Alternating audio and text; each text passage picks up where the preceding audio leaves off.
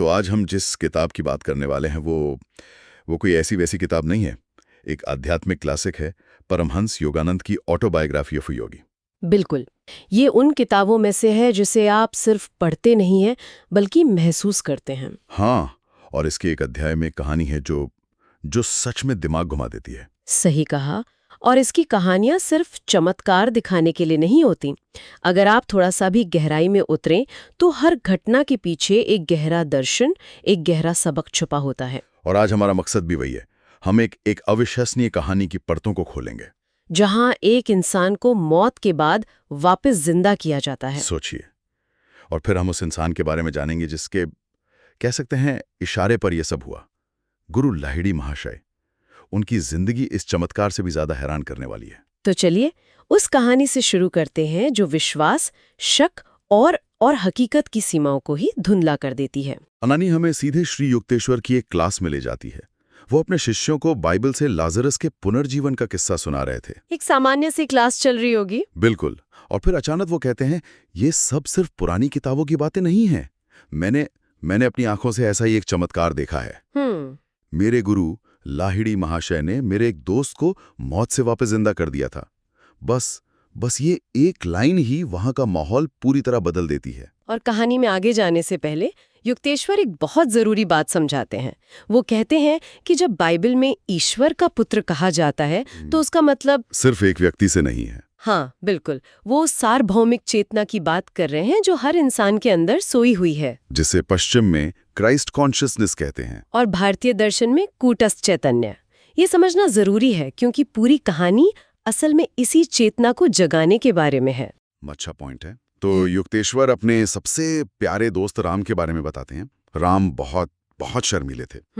वो अपने गुरु लाहिड़ी महाशय से मिलने भी तभी जाते थे जब बाकी शिष्य चले जाते, मतलब या तो आधी रात में या सुबह होने से ठीक पहले। एक बहुत ही निजी, एक गहरा रिश्ता था उनका अपने गुरु से। बिल्कुल। फिर एक दिन अचानक राम को एशियाटिक कॉलरा हो गया, और उस जमाने में ये एक तरह से मौत का दूसरा नाम था। जानलेवा बीमारी थी। हाँ, शहर के 2 सबसे बड़े डॉक्टरों को बुलाया गया, लेकिन राम की हालत गिरती ही जा रही थी।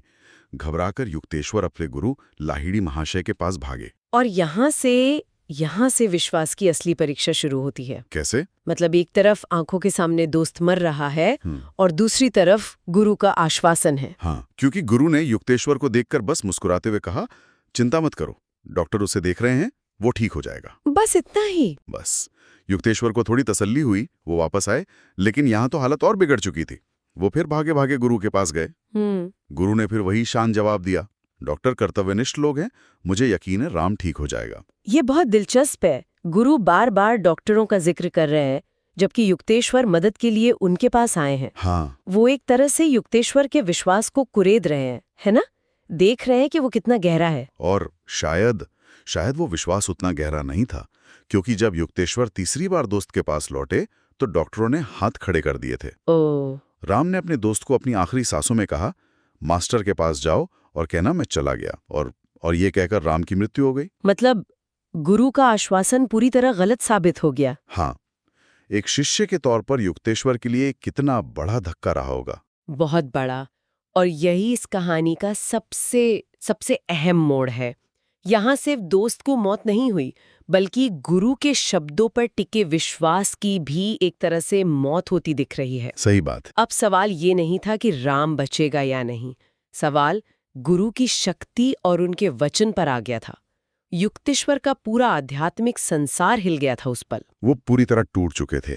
रोते हुए वो गुरु के पास पहुंचे और कहा, वो चला गया, अब आप जल्दी ही उसका शरीर देखेंगे। लेकिन लाहिड़ी महाशय? वो अभी भी शांत थे, मुस्कुरा रहे थे। उन्होंने युक्तेश्वर को अपने पास बैठने और ध्यान करने को कहा। सोचिए, युक्तेश्वर के लिए वो रात काटना कितना मुश्किल हुआ होगा। गुस्सा, दुख, कंफ्यूजन, सब कुछ एक साथ चल रहा होगा मन में। पूरी रात बीत गई। अगली सुबह गुरु ने युक्तेश्वर को देखा और कहा, तुमने कल ये क्यों नहीं बताया कि तुम चाहते थे कि मैं कोई दवा दूं? दवा? हाँ। और फिर उन्होंने पास रखे एक दिए की तरफ इशारा किया, जिसमें अरंडी का तेल, कैस्टर ऑयल था। उन्होंने कहा, इसकी 7 बूंदें राम के मुंह में डाल दो। ये तो कहानी का सबसे अजीब हिस्सा है। एक मरा हुआ इंसान और कैस्टर ऑयल, है ना? युक्तेश्वर भी चौंक गए। उन्होंने कहा, गुरुजी, वो तो कल दोपहर से मृत है, उसके शरीर में इस तेल का क्या फायदा होगा? वाजिब सवाल है। लेकिन गुरु ने जोर देकर कहा, जो कहा है वो करो। मतलब इतनी बड़ी त्रासदी के बाद बस 7 बूंद तेल। यहाँ एक सवाल उठता है, अगर गुरु इतने शक्तिशाली थे तो उन्हें तेल जैसी किसी चीज की जरूरत ही क्यों पड़ी? वो सीधे ही राम को जिंदा क्यों नहीं कर सकते थे? मेरा भी यही सवाल था। और मुझे लगता है इसका जवाब ही इस कहानी का सार है।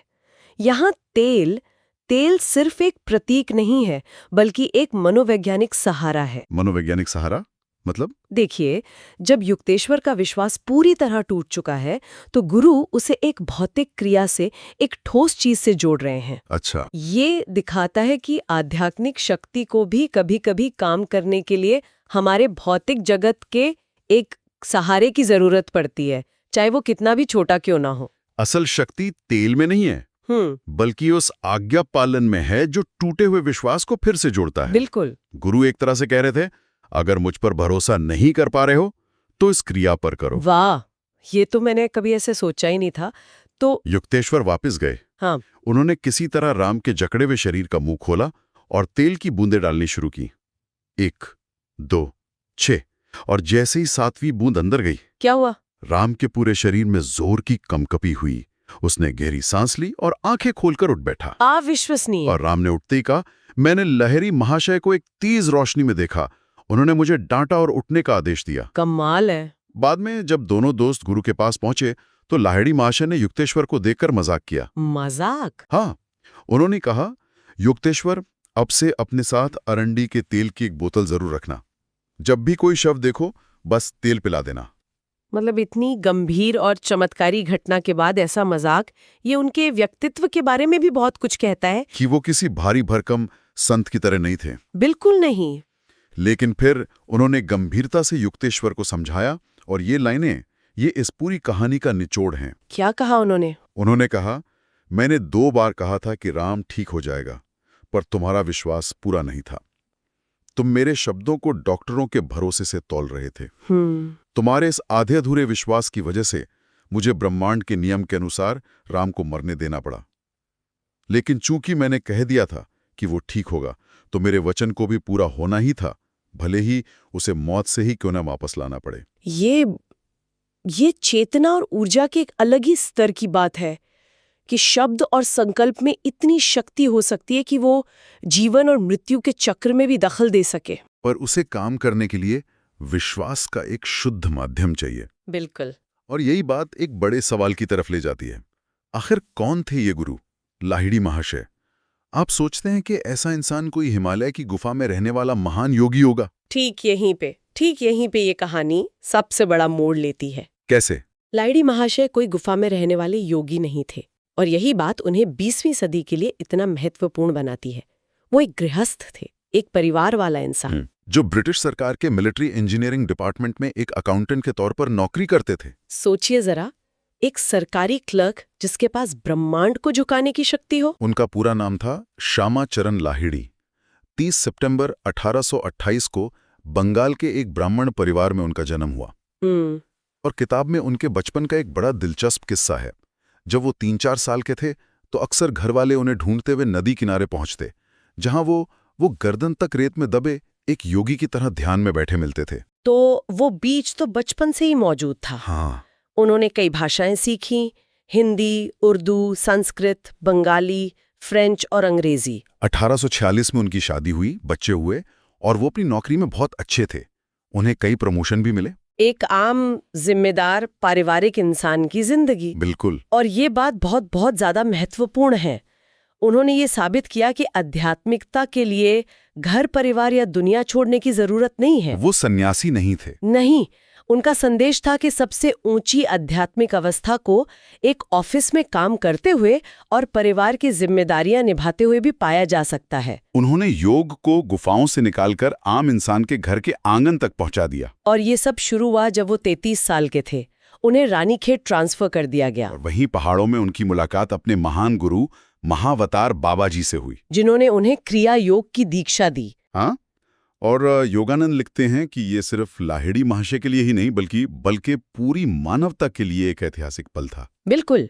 किताब में एक बहुत सुंदर उपमा दी गई है। कौन सी? जैसे राजा भागीरथ की तपस्या से माँ गंगा स्वर्ग से धरती पर उतरी थीं, वैसे ही क्रिया योग का ये दिव्य प्रवाह बाबा जी के जरिए लाहिड़ी महाशय तक पहुंचा, ताकि वो हिमालय की गुप्त गुफाओं से निकलकर आम इंसानों की धूल भरी बस्तियों तक पहुंच सके। बिल्कुल। और लाहिड़ी महाशय ने अपने गुरु के इस आदेश को पूरी जिंदगी निभाया। उन्होंने बिना किसी भेदभाव के हर धर्म और जाति के लोगों को दीक्षा दी, लेकिन ये सब उन्होंने बहुत शांति से, बिना किसी दिखावे की किया। अपनी नौकरी करते हुए, परिवार पालते हुए। हाँ, और साथ ही हजारों लोगों का आध्यात्मिक मार्गदर्शन भी करते रहे। यहीं पर हमें उनकी भविष्यवाणी पर भी बात करनी चाहिए। हाँ, ये भी कमाल है। उन्होंने कहा था, मेरे जाने के लगभग 50 साल बाद पश्चिम में योग के प्रति गहरी रुचि के कारण मेरा जीवन लिखा जाएगा। योग का संदेश पूरी दुनिया में फैलेगा। और उन्होंने योगानंद की तरफ इशारा करते हुए कहा कि इस काम में तुम्हारी एक भूमिका होगी। और ये भविष्यवाणी शब्दशः सच हुई। कैसे? लाहिड़ी महाशय का निधन 1895 में हुआ और ठीक 50 साल बाद 1945 में योगानंद ने अमेरिका में ऑटोबायोग्राफी ऑफ अ योगी लिखना पूरा किया। 1945? हाँ, ये वही साल था जब परमाणु बम। हाँ, जब दुनिया ने खुद को तबाह करने की शक्ति हासिल कर ली। योगानंद इसे संयोग नहीं मानते। वो कहते हैं कि जिस युग में विनाश की चरम शक्ति सामने आई, उसी युग में क्रिया योग जैसी आत्मज्ञान की तकनीक को सार्वजनिक किया गया, एक संतुलन बनाने के लिए। ये एक बहुत शक्तिशाली विचार है। हाँ, लेकिन हमने क्रिया योग का जिक्र कई बार किया। ये है क्या असल में, और ये उस चमत्कार से कैसे जुड़ा है? बहुत अच्छा सवाल। क्रिया योग को एक प्राचीन आध्यात्मिक विज्ञान कहा जाता है। ये कोई धार्मिक कर्मकांड या सिर्फ आसनों का सेट नहीं है। तो फिर क्या है? ये सांस और जीवन ऊर्जा, जिसे प्राण कहते हैं, उसे नियंत्रित करने की एक बहुत ही उन्नत ध्यान तकनीक है। अच्छा। इसके जानकारों का कहना है कि इस तकनीक से इंसान की आध्यात्मिक प्रगति की रफ्तार हजारों गुना बढ़ जाती है। राम को जिंदा करने वाला चमत्कार इसी जीवन ऊर्जा पर पूर्ण नियंत्रण का एक चरम उदाहरण था। मतलब लाहिड़ी महाशय ने उस ऊर्जा को वापस राम के मृत शरीर में प्रवाहित कर दिया, कह सकते हैं। तो हमने एक अविश्वसनीय चमत्कार की कहानी से शुरुआत की और एक ऐसे व्यक्ति के जीवन तक पहुंचे जो एक अकाउंटेंट थे, एक पारिवारिक इंसान थे, पर साथ ही एक महान आध्यात्मिक गुरु भी। और इन दोनों हिस्सों को जोड़ने वाली कड़ी यही क्रिया योग है। पहली कहानी में जो चमत्कारी शक्ति दिखाई गई है, किताब के अनुसार वो शक्ति उसी योग विज्ञान का नतीजा है, जिसे लाहिड़ी महाशय जैसे एक गृहस्थ योगी ने आम लोगों के लिए सुलभ बनाया। हाँ, संदेश साफ है। ये क्षमताएं किसी दूसरे ग्रह की नहीं है, ये हर इंसान के भीतर सोई हुई है। आज की इस चर्चा से एक विचार साथ ले जाने के लिए ये है कि ये कहानी विश्वास को सिर्फ एक मानसिक धारणा नहीं, बल्कि एक ठोस शक्ति के रूप में दिखाती है। एक ऐसी शक्ति जो भौतिक वास्तविकता को बदल सकती है, यहाँ तक कि मृत्यु पर भी विजय पा सकती है। तो ये सोचने वाली बात है ना? बिल्कुल। अगर लाहिड़ी महाशय जैसे एक आधुनिक नौकरी पेशा इंसान के भीतर इतनी क्षमताएं छिपी हो सकती हैं, तो एक आम इंसान के भीतर क्या-क्या संभावनाएं दबी हुई हैं? और विश्वास, गुरु के शब्द जैसे बाहरी कारक और हर इंसान के अंदर मौजूद वो दिव्य चेतना, इन तीनों के बीच आखिर क्या रिश्ता है? शायद इसी सवाल का जवाब खोजने की यात्रा ही आध्यात्मिकता है।